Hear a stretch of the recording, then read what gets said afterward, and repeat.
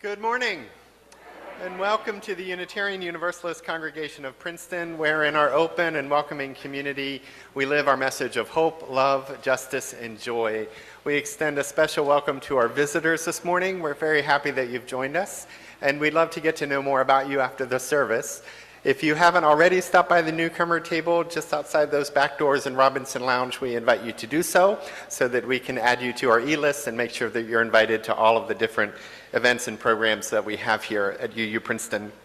A few announcements before the service. Today, right after the service, the Women's Alliance and the youth group will gather in Founders Room to bag the items collected for families separated by ice. And just a few more people are needed to help with that outreach effort.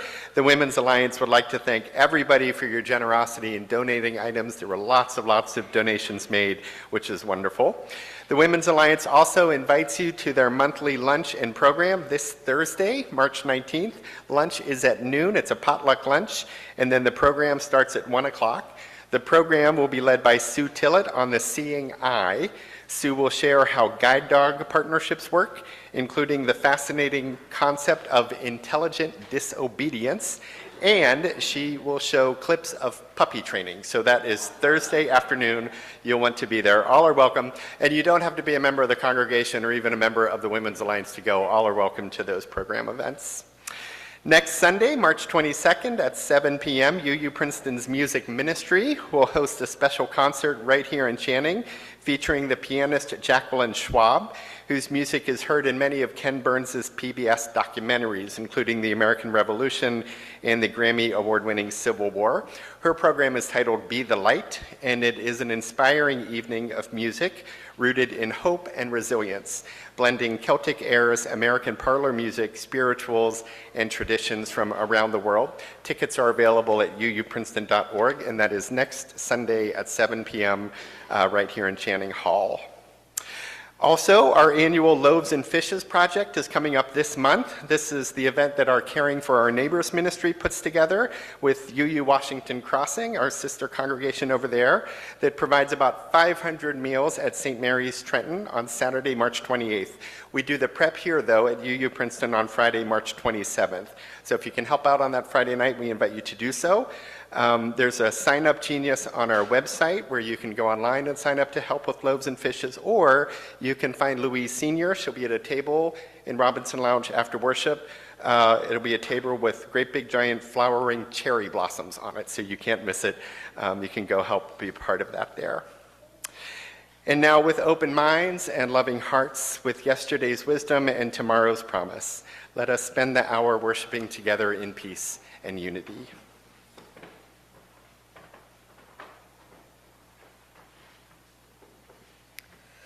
With the words of Katie Savani Gelfin, we light our chalice as a symbol of gratitude as we celebrate the abundance of our lives together.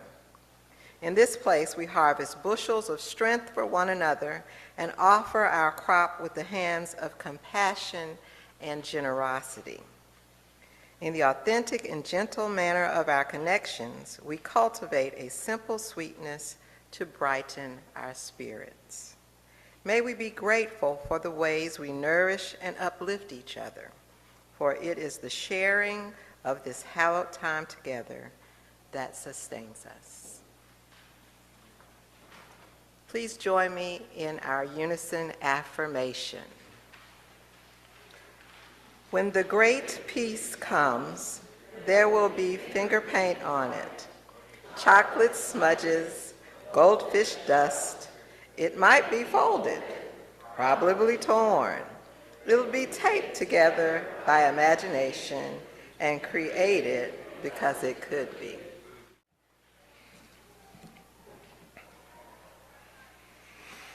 I was in the supermarket once when I saw a little one screeching down the aisle away from her mom. Her mom had another little one in the shopping cart, littler than the little runner tearing down the aisle. And the aisle was a busy one.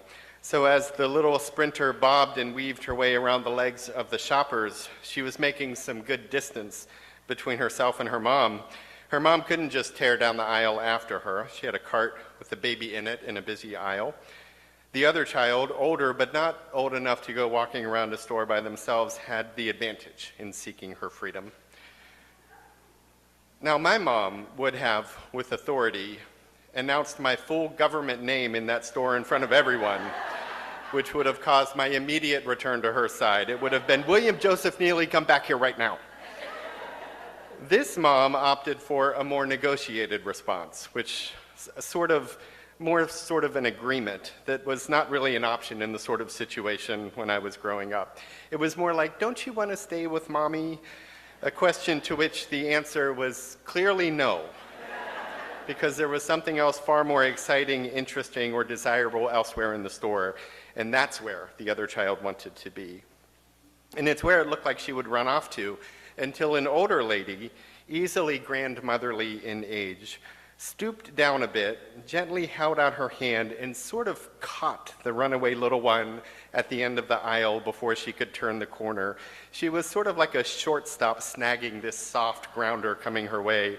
She kind of lightly embraced the child, containing her, but very softly and naturally, as though she had been in this situation, as though she had done it before, as though she knew children and how they operate and how best to guide them and safeguard them without scaring them. It was effortless how she did it. I really admired her. Graceful and smiling, she corralled the free spirit into a safe circle until her mom reached her, which ended up being sooner than expected, as the aisle, once we were all aware of what was going on, cleared to the side as best we could for her. The older lady held the little one's hand and said something funny that I couldn't hear, but it made the child smile as her mom approached her. And when her mom did reach her, quickly and brusquely picking her up and putting her in the back of the shopping cart, she filled the aisle with relieved and also exhausted thank yous to the older lady. The older lady didn't really seem to want them.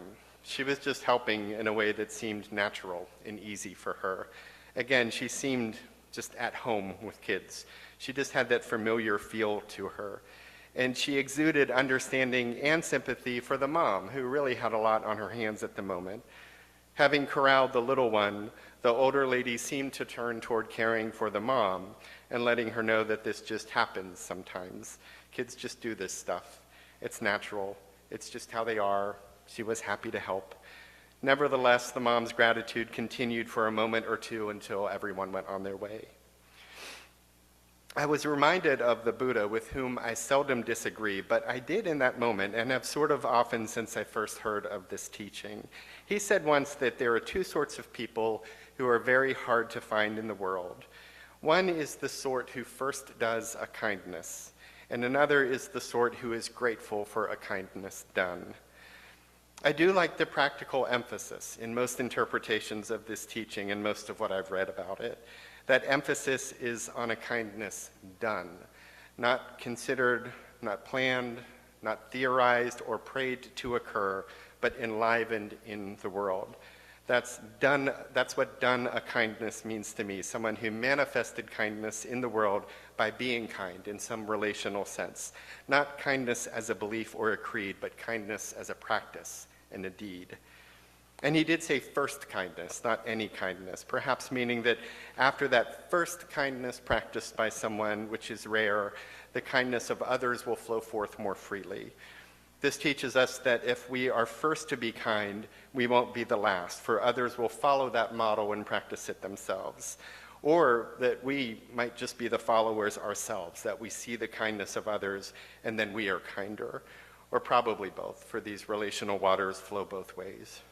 We form and are formed, for better or for worse, by others. Perhaps the Buddha is teaching us to be the rare first to be kind, and then others will be free to go and do likewise. But I still just don't think it's rare to see people originally being kind to each other.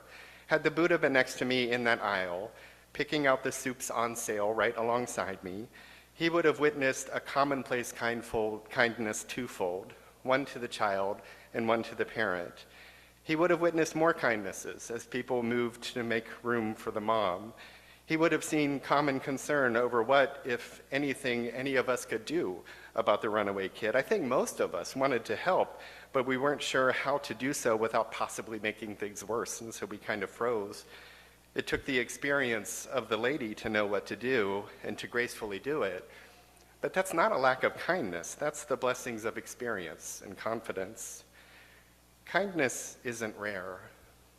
It may not often be celebrated. It's definitely not modeled by most national leaders today. Its opposite is taught and practiced in cutthroat fields of endless gain and conquer. But it's also on every playground, in every school, at every recess session. It's at every band concert, in school play, in classroom, and PTA meeting. It's in every workplace when business even momentarily takes a backseat to common interests and shared concerns. It's in the compassion of coworkers and the thoughtfulness of neighbors. It's in their text when you're not home that says there's a big surprise storm coming and you have a package on your porch, so I'm going to put it in my garage for you. It's in the neighbor with the snowblower getting your walk while they're out there anyway, and in the cookies offered in return, and the wave thereafter on the way to work or coming back from the dentist. Kindness is in the batter hit by the pitch, who brushes it off and looks at the pitcher, who signals an error and apology, and the two move on and just keep playing the game. For certainly the presence of kindness doesn't mean the absence of hurt or the pain that we can cause one another. The presence of kindness doesn't make anything perfect, but it makes most things better. It's a better aspect of our human nature, that piece of us that is inclined to be thoughtful and kind and practiced, if practiced indeed does grow forth in others, but it's not rare. We all have it, and we all cultivate it in one another. Maybe it's the grateful part that holds more promise, for the Buddha also said that it's rare to be grateful for the kindnesses practiced by others. That was the second kind of person he thought was hard to find, the kind who is grateful. This too is part of an active faith. Grateful in spirit is wonderful. Holding a grateful heart can open that heart up to more goodness and hope. Like grows like with all of this stuff, but gratitude in practice is the expression of gratitude in the world. It's speaking it and sharing it and saying it to one another and to that which sustains us. It's giving that gratitude shape and breath and movement that allows it to bless someone else in the world. Meister Eckhart, a Christian mystic in the 13th century, is attributed with the saying, if the only prayer you ever said in your entire life was thank you, that would be enough. That sentiment matches his focus on simplicity and a largely less adorned approach to a spiritual life. His life, particularly toward the end, was very difficult. His teachings were condemned as heresy by the church, and he himself was viewed with great scorn and contempt toward the end of his life. Those with whom he had worked and rose through the academies and the cathedrals had turned from him, and he was alone. And yet he remained true to his teachings that often simplicity is better when it comes to the spiritual life, that in some ways less pomp and adornment leads to greater depth and authenticity, but that gratitude must be the largest component of that spiritual life. Not in the sense that gratitude makes things perfect, for his life wasn't, just in the sense that gratitude makes things better. Today, the contemporary writer Ross Gay might agree with this broad sentiment as he echoes its teaching in his poem titled Thank You. That poem reads, if you find yourself half naked and barefoot in the frosty grass, hearing again the earth's great sonorous moan that says you are the heir of the now and gone, that says all you love will turn to dust and will meet you there, do not raise your fist. Do not raise your small voice against it, and do not take cover. Instead, curl your toes into the grass. Watch the cloud ascending from your lips. Walk through the garden's dormant splendor. Say only, thank you, thank you. The poet echoes that sense that thank you is not the response to a perfect life, because no one has that. It's the response to daily living. for it marks something to be missed as common as something that is really quite lovely. It names something that might be forgotten as something to be remembered. It affirms the common as the good and the good as the better, and in that energy, it builds more and more goodness and more possibility. Gratitude practice builds more reasons to be grateful, and in this surge of goodness and hope gratitude becomes a sacrament practiced by each and for all, a sacrament upon whose table everyone is not only welcome but is already present. For each has cause to be grateful for another, for many others. Each has been loved into being by others. Each has been held and taught and encouraged by neighbor and stranger, by communities like ours in which we bring kindness to life that it may spread forth into being a more kinder world, a world of more faith and hope and love and joy, not only for us but for everyone. A faith that acts in ways that assure people that even though liberal, loving values like ours may be in short supply in the world today, they are ever present in our community and ascendant in our faith. They will never die, and they will never be silenced. They are the values with which we will fight, peacefully but strenuously and without retreat, to build a world made more just and compassionate and loving and free. We will teach them to our children as we learn them anew ourselves. They will receive our devotion and deepened attention in worship. And our values will be practiced here that we may become better rehearsed in practicing them elsewhere. UU Princeton is where we remember who we are and the values that we hold so that we can be guided by them more confidently and courageously in the larger world. We practice that here, and then we go live it among neighbor and stranger. And all of this is possible because of the gratitude shown by those who pledge.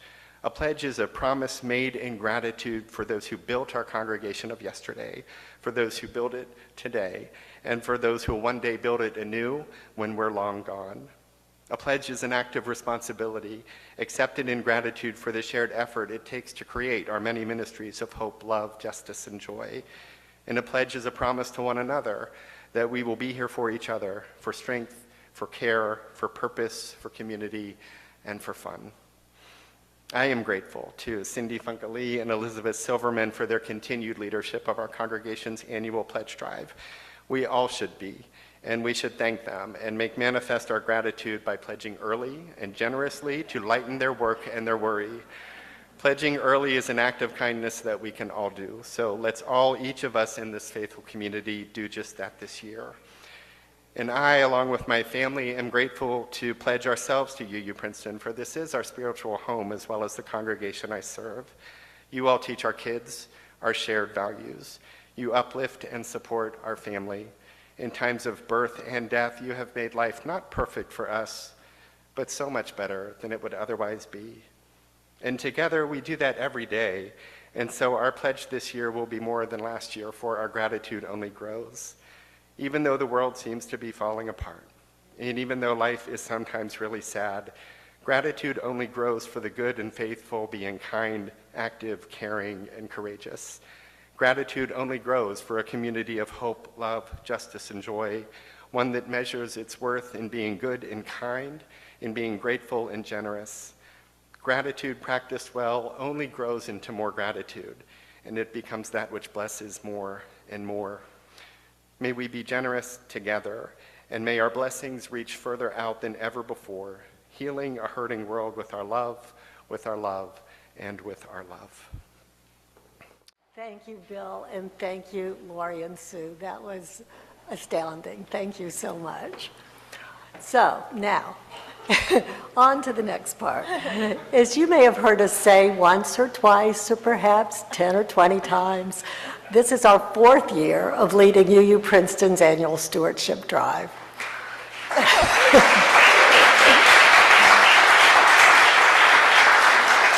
Although both of us had worked on it many times before, 2023 was the first time that we agreed to chair it. Actually, I agreed to chair it and talked Cindy into co-chairing with me. It would be fun, I promised her, along with giving us the chance to spend more time together. Amazingly, we're still friends. Each year we try something a little different. You may remember our first year, the theme was participation, and it included a very lively trivia competition and even an original song by John and Joellen Burton. The following year, our theme was For Such a Time as This, and we invited more than 30 representatives from UU Princeton's ministries and committees to stand during the service and briefly describe their work to show that when action is needed, UU Princeton acts.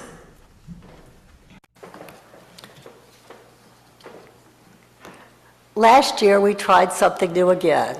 We wanted stewardship to feel less like a once-a-year event and more like a year-round practice, something that flows naturally from our shared commitment to UU Princeton's mission.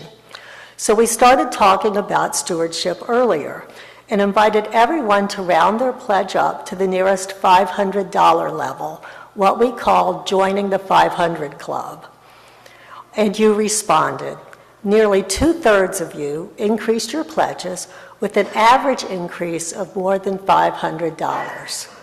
That generosity made a real difference, and we are truly grateful. We began thinking about this stewardship drive last fall, just before Thanksgiving, a time when we're all encouraged to reflect on what we're grateful for. So that's what led us to this year's theme, Stewardship Begins with Gratitude. As we wrote in the letter that came with your pledge packet a few days ago, we believe that generosity grows most naturally from appreciation. When we take the time to notice what this congregation gives to all of us, spiritual grounding, connection and care, opportunities to learn, work for justice, and music that truly moves us, stewardship feels less like an obligation and more like sustaining something that we truly cherish. Because our 2024 Pledge Sunday was received so positively, we decided to bring back that idea. Once again, you will hear from representatives of many of our committees and ministries.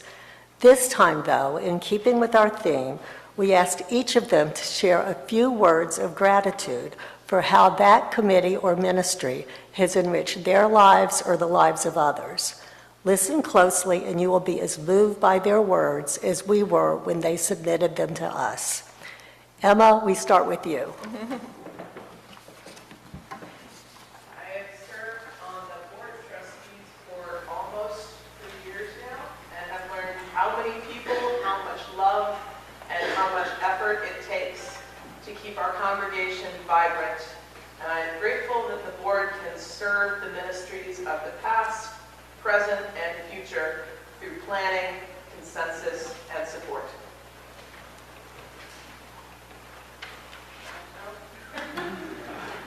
Through the Connecticut Tribute event, the Leadership Development and Nominating Committee gratefully celebrates the congregation's diversity by highlighting the many groups and committees that offer meaningful ways to connect and serve. We are grateful for the digital ministry that connects with other ministries to strengthen the tools and technology needed to support and strengthen our community. Thank you. Finance oversees responsible management and allocation of our monetary assets and endowment to support our shared endeavors, enabling the remuneration of our administrative staff and our congregation's prosperity for generations to come. We are grateful for the generosity of our pledgers, the many contributions, time, and expertise of volunteer funders, to the approval, maintenance, and improvement of our physical assets, and for the time and judgment to build a company. For our finances by our minister, administrator, bookkeeper, and finance committee member. The fellowship auction not only adds to our congregation's finances, but also sparks camaraderie, fun, and friendship among congregants. We are grateful that it's a congregation-wide effort of offering and receiving each other's gifts. The extensive maintenance and improvements to our buildings and grounds during my leadership tenure would not have been possible without the camaraderie and steadfast effort shown by my birthday volunteers, the UUCP staff, and my energetic committee, especially David P. I am grateful that the dedication has provided such a beautiful, safe, and loving environment. Lady Brown and I coordinate the plantings around the building and the memorial garden. I think of it as nurturing. We have a wonderful group of volunteers. We gather every 2 weeks, sometimes more frequently as needed. We mulch, we weed, trim, and add a face plant as needed. Volunteers come as they are able. We share a sense of common purpose. The plants silently reward us. The community at large is aware of the lovely space and frequents it during the growing season. Come and join us to share in the abundance of life. I'm grateful for the structure provided by worship associates, focus on the theme of the service, and share with the congregation a meaningful personal reflection related to the theme. I'm grateful for the opportunity to sing in the choir. I'm thankful to my fellow choir members and our wonderful director, Susan Choir. Whether we are singing a classical piece, spiritual, or singing our hearts out about our love of potatoes or Thanksgiving, it fills my heart with joy to blend my voice with other singers and to make music for our services. And I hope it also brings joy to the congregation as well. I'm grateful for the ushers who welcome everyone into our building on Sunday morning. Bring newcomers to the welcome table, pardon me, and perform the important job of keeping track of attendance and plate pledge, thus allowing our ministers to focus on the service, not on these details which take up time, energy, and bandwidth. I'm grateful for our religious education program, which creates nurturing spaces for adult teachers and kids to explore our religion. Together, we learn, play, and develop. I'm grateful as a very long-time member of this congregation to serve on the welcome table, to meet some of our new visitors, and I trust that they are grateful for being welcomed in the fullness of their being. I'm grateful for how the Celebrations Committee enables our entire community to gather for fun and friendship outside of worship. All of our celebration events are invitations to a deeper sense of belonging. Chalice Circles creates a space for spiritual growth, nurturing deep relationships, and a spirit of gratitude. I'm grateful for our pastoral associates who care for and encourage connections among congregants when needs arise. The Women's Alliance is grateful for the opportunity to bring members of the UCP together in friendship, camaraderie, and service. We are humbled by the support we receive and delighted to be able to offer support to others in return. From Christy Marciano, the young adult group is for folks aged 18 to 25 and 26 to 40 who meet for fellowship and community. The group is currently updating its roster and plans to meet for the first time this year in early mid-April to plan fun and exciting fellowship events for the remainder of the year. We are grateful for this opportunity to get to know each other better. I'm grateful to Evergreen Cups for offering me the opportunity to explore my spirituality through earth-based traditions. These traditions are based on something we all belong to, namely the earth. And through our connection to the earth, I feel a real sense of community. The meditation group provides an opportunity to meditate and explore the principles of Buddhism.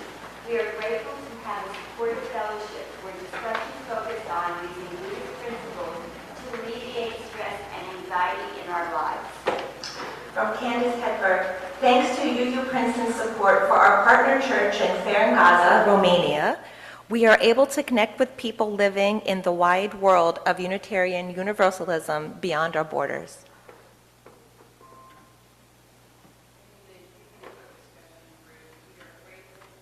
Joy in sharing ideas and opinions during our discussion of chosen titles.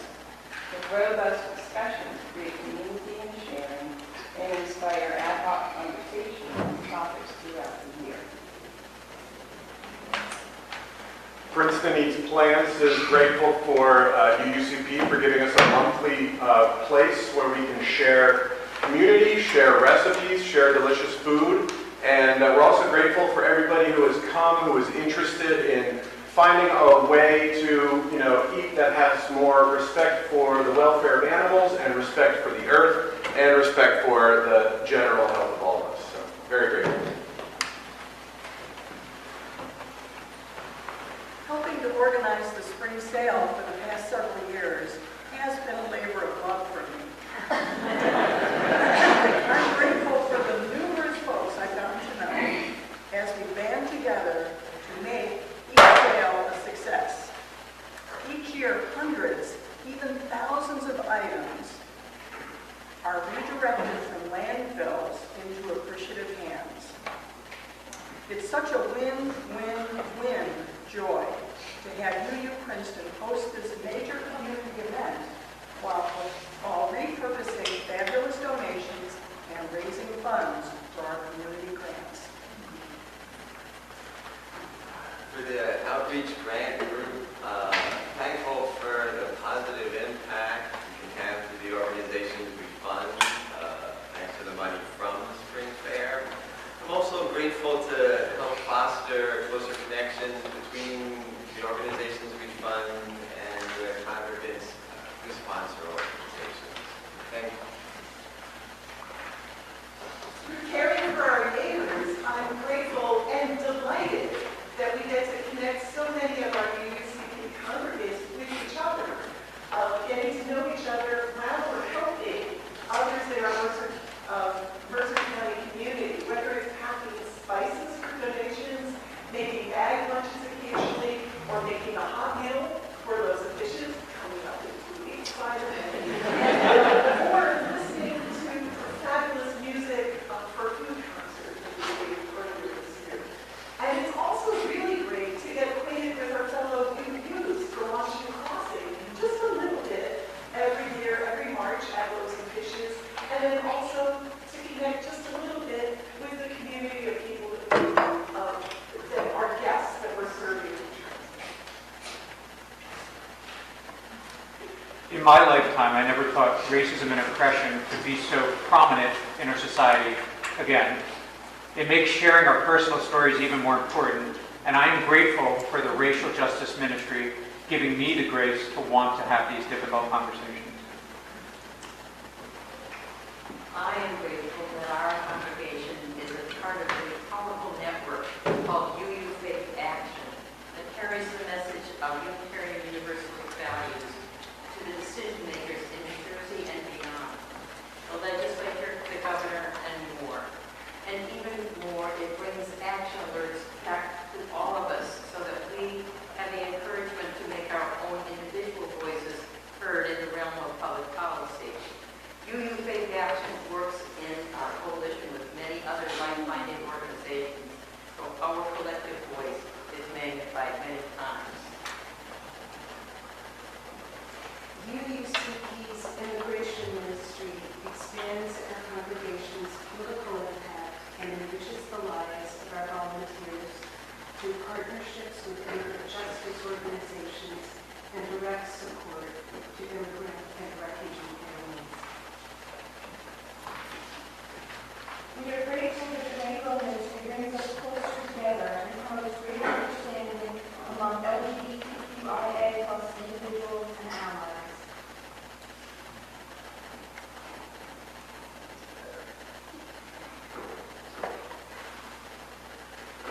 For Ray Nichols, what we now call our Earth Ministry has evolved from our congregation's desire to do whatever we could about the threats caused by global warming. He's grateful that what started as a small committee's efforts resulted in becoming certified by the UUA as a green sanctuary congregation.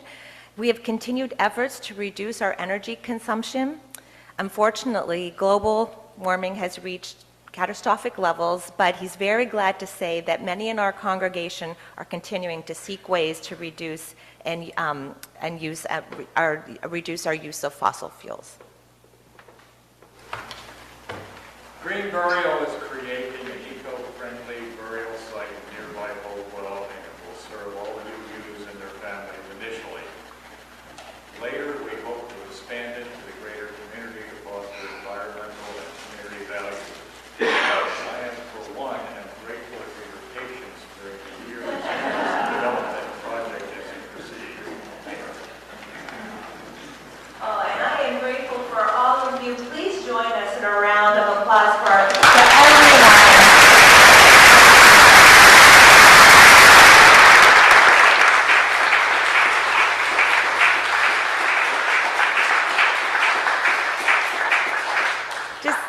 hearing from all of you. It's so powerful, and maybe you've been inspired if you want to join one of these groups you may not have known about.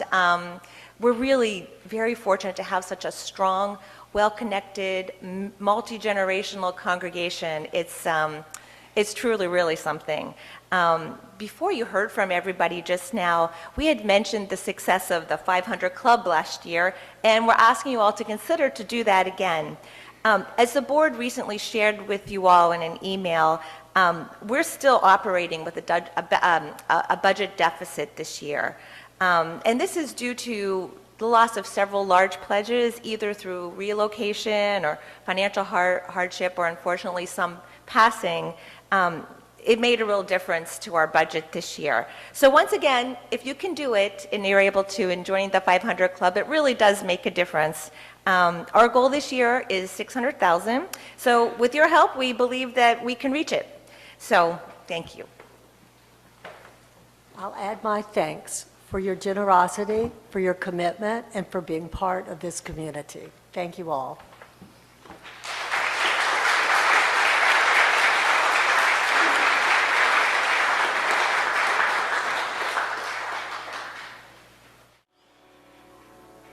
And at the end of our hour, we extinguish our chalice, knowing that its light stays with us until we gather again. Go forth grateful for the moments before you, the breath within you, the people among you, and the Spirit guiding you toward lives of love and kindness. And go forth knowing that you are held always and always with everyone else by that great love of no beginning and never ending. Go in peace, and amen.